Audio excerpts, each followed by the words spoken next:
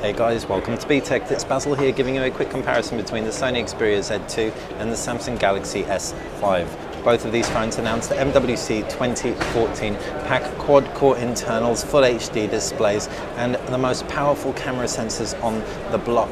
But what's different about them? Well, we're going to start off by talking about that design, and you can see the Sony Xperia Z2 has a glass front and back and very angular edges. The Samsung Galaxy S5 is significantly more ergonomic in the hand. It's grippy textured backing and it does sit really well. It is quite light and comfortable device to hold, but it also feels significantly cheaper by comparison. The reason for that is the dappled plastic back hasn't won us over, and it is a removable back cover. It isn't a unibody metal frame device like the Xperia Z2. So talking about key device elements on the S5, you can see the home button doubles up as a fingerprint scanner to authenticate payments, for example. You've also got capacitor buttons either side, front-facing camera. On the left side is a power button, and you've also got a little wedge where you can remove the back cover. Down at the base, under the flap, is a micro USB port, micro USB 3 to be precise. And it's under the flap because it is indeed water resistant. Left side volume rocker, up at the top 3.5mm headphone jack. On the flip side, you've got that 16 megapixel rear facing camera and a heart rate monitor, as well as that dappled plastic back we were talking about. We can pull off the back cover to reveal that plastic backing, the weatherproof sealing, battery, removable media, camera. Now talking about the Sony Xperia Z2, like we said, very different affair in general. You have on-screen buttons for starters, front-facing camera up top. It looks kind of like a Bravia TV. We've said this of Sony before, but it's a very classical design. Sony terms it their omnibalance design. On the left side, you can see micro SD card is under a flap.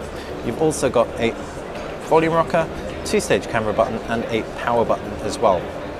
This is waterproof, not water resistant, so it does one-up the Samsung Galaxy S5 in that department. At the base is where you can find the loudspeaker, and you've also got a lanyard connector, while on the left side is a power dock connector, and underneath this flap you've got a micro USB port for charging and a micro SD tray. Up at the top, 3.5mm headphone jack, and on the flip side that 20.7 megapixel camera.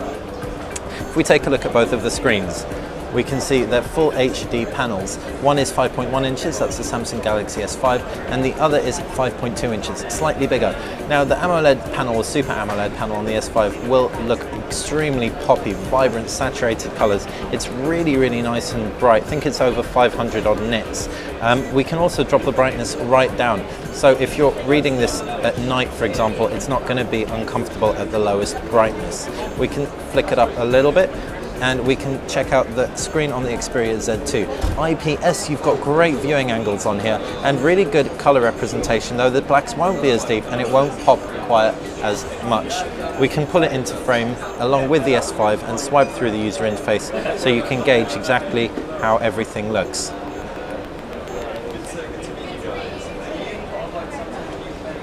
As far as the internals go, you've got Android on both, obviously, which gives you access to the Google Play Store, but it's different versions of Android. Sony's version of Android is significantly lighter than Samsung's, or at least it is on first impression. You have a range of home screens. Samsung clearly were inspired by Sony with their home screen management system. You also have themes that you can very, very easily swap out, for example, so we can apply some heat to this. And we can also pull down the notifications bar, activate some quick settings, and edit these to get up to around 16 on the screen.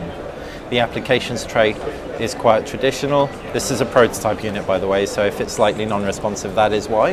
And as we swipe through, you can see traditional applications tray, and pulling through to the left, a really simple way of organizing all your applications. On the Samsung Galaxy S5, you have a different system. You've got all your home screens, but you've also got this HTC Blink Feed type UI on the left. It's called My Magazine. It's an evolution of My Magazine on the Samsung Galaxy Note 3. Up at the top, you've got all your quick settings, which you can swipe through or expand on, like so. Pulling that up, we can jump into the applications tray, and this is very, very simple when compared to older Samsung devices with no widget options, although you do have an option to hide, uninstall and disable apps from here, and go into some help settings. You do have some aggressive power-saving modes on both. Now, they have different battery sizes. Think the Samsung Galaxy S5 is 2800 milliamps. The Sony Xperia Z2 is 3200 milliamps. So the Z2 is significantly larger in terms of battery size. It does have something called battery stamina mode, though. We can jump into the settings quickly, opening it up like so. Opening up the Samsung Galaxy S5 settings, we can see the respective power management settings. So you've got power saving mode. You've got a simple power saving mode on the Samsung Galaxy S5, or you have an ultra power saving mode. If we activate the ultra power saving mode, and we can see while that enables what power stamina mode is on the Z2. This just blacklists applications that you can then whitelist in order to have them running when the screen is turned off. So when the screen is off, you won't be able to use any applications unless they're whitelisted. Still hasn't finished loading that ultra power saving mode on the Samsung Galaxy S5. What it's going to do is it's going to make the entire UI monochromatic so that it takes full advantage of that AMOLED display and only shows off blacks and whites. It also gives you an indication as to how much time you've got left. So we've got around 9 hours on this device. You can turn it off quite easily by just pulling down the notifications bar and disabling it.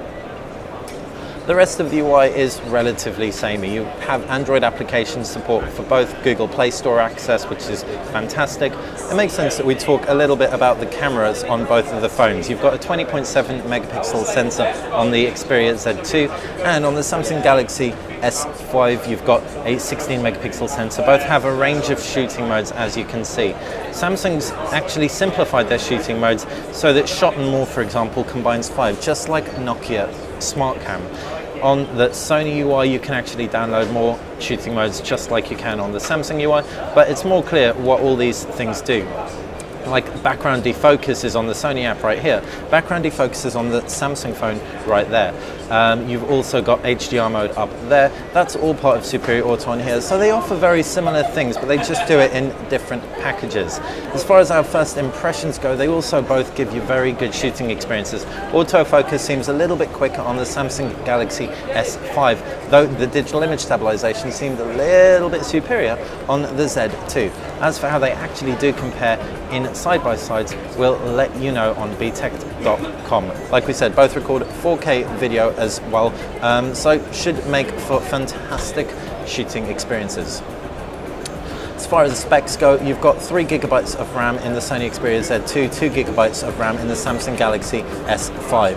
The Xperia Z2 has a 2.3 gigahertz Qualcomm Snapdragon 801 processor, whereas it's a 2.5 gigahertz. I think it's an 801 processor, but it may be an 805 processor that Samsung hasn't confirmed in the Samsung Galaxy S5. What's more, you've got 16 gig internal memory on both, micro SD expandability, in addition to Cat 4 LTE on the Samsung Galaxy S5.